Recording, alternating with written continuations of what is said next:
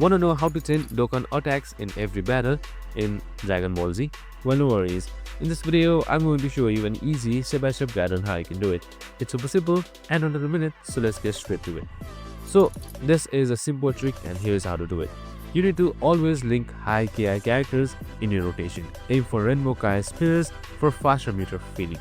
Use supportive items like Senzu Bean or Princess Snake to survive long enough to charge and change the boss.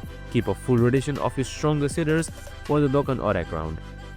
And plan it so it lands on a boss phase for max damage output.